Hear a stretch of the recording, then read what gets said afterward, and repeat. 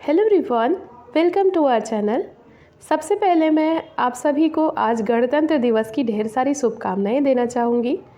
आज गणतंत्र दिवस के अवसर पर मैं आप सभी के बीच में हूँ और एक बहुत ही महत्वपूर्ण विषय पर आज हम चर्चा करेंगे।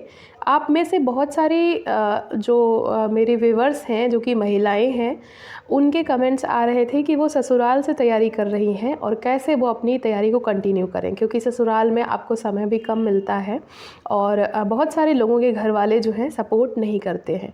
तो जब घर वाले सपोर्ट ना करें या टॉक्सिक रिलेशनशिप हो आपके, तो वहाँ पर आपको कैसे अपने को पॉजिटिव रखना है, कैसे आपको पढ़ाई के लिए समय बचाना है, इन सभी बातों पर आज हम चर्चा करेंगे।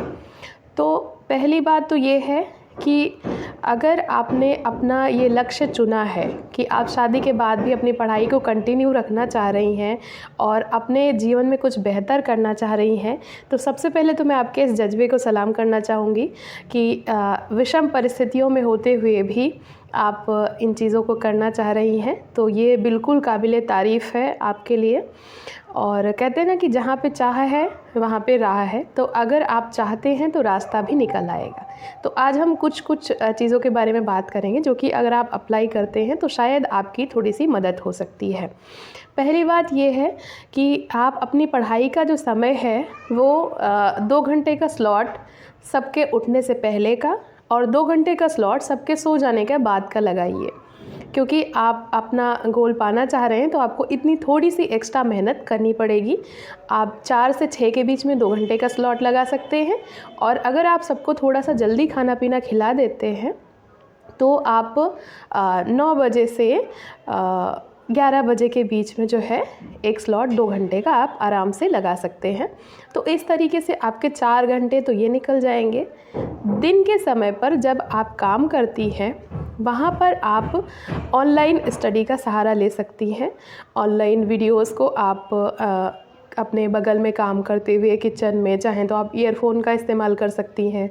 किचन में काम करते हुए आप ईयरफ़ोन लगा लीजिए और उसके बाद उनको सुनते रहिए और वहाँ से आपका जो है टॉपिक वगैरह भी कवर अप हो जाएंगे और आपका काम भी होता रहेगा।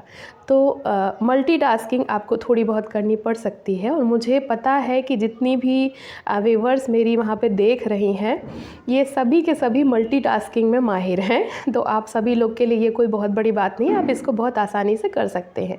एक चीज़ आप और कर सकते हैं, जब भी आप सुबह जो पढ़ने बैठ रहे हैं तो पूरा 2 घंटा पढ़ने के बाद जब 10 मिनट लास्ट का बचता है उसमें रिकॉल करने की कोशिश करिए कि आपने क्या पढ़ा है और उसको अपने वॉइस नोट में कन्वर्ट कर लीजिए। आपका जो वो वॉइस नोट का मतलब मेरा यहाँ पर है कि आप वॉइस में रिकॉर्ड कर लीजिए उसको।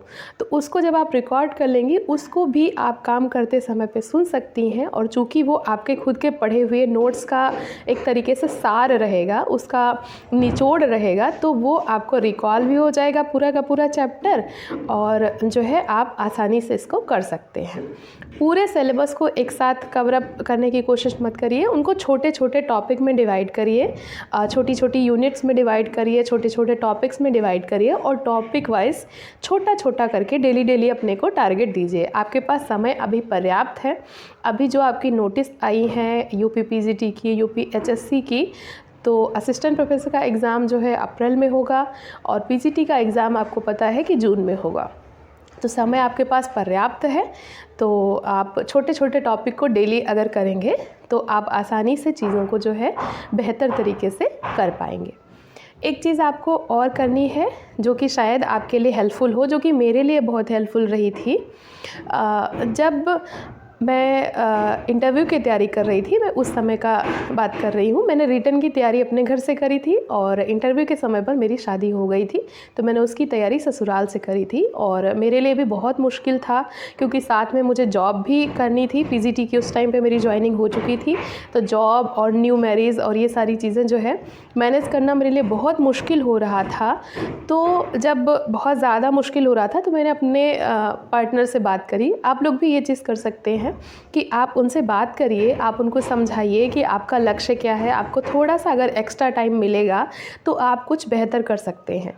अगर आप उनको अच्छे से समझाएँगे तो वो आपकी बात को ज़रूर समझेंगे, और अगर आपके जीवन साथी आपको सपोर्ट कर रहे हैं तो फिर परिवार का प्रत्येक सदस्य आपको सपोर्ट करेगा। ये देखिए, बात आप माने या ना माने, लेकिन ये बात सत्य है कि जब आपका जीवन साथी आपको सपोर्ट करता है तो परिवार के बाकी सदस्य भी आपको सपोर्ट करते हैं। तो आप उनसे बात करिए, उनको अपने लक्ष्य के बारे में बताइए, उनको कन्विंस करिए, उनको अपने साइड में करिए। अगर वो आपके साइड में आ जाते हैं तो आपकी पढ़ाई में जो है काफ़ी हेल्प हो जाएगी।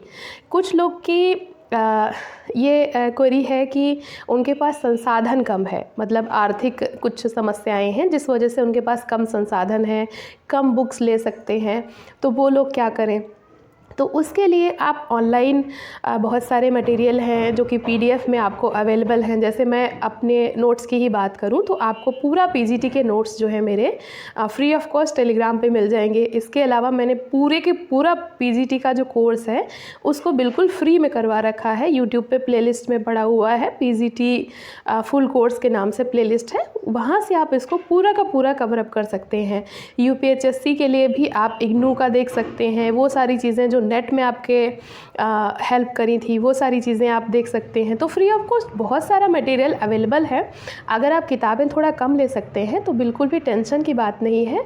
आपको बहुत सारे संसाधन जो है यूट्यूब पे, गूगल पे और टेलीग्राम पे बहुत सारी चीज़ें आपको मिल जाएंगी, तो वहाँ से आप इन सभी को डाउनलोड कर सकते हैं और अपनी तैयारी को बहुत अच्छा कर सकते हैं। आप चूँकि गृहिणी हैं और बहुत ज़्यादा समय आपको नहीं मिल पा रहा है, तो मैं आपको सजेस्ट करूँगी कि आप जितना पढ़ें उसके लिए 1 घंटा रिवीज़न का ज़रूर रखें। और रिवीज़न आप चाहें तो जो मैंने बताया वॉइस नोट्स के माध्यम से कर सकती हैं। काम करते करते चीज़ें आपको जो है अच्छे से रिकॉल हो जाएंगी। और प्रैक्टिस आपको डेली के डेली करनी है, चाहे आप ऑनलाइन प्रैक्टिस करें या फिर ऑफलाइन प्रैक्टिस करें।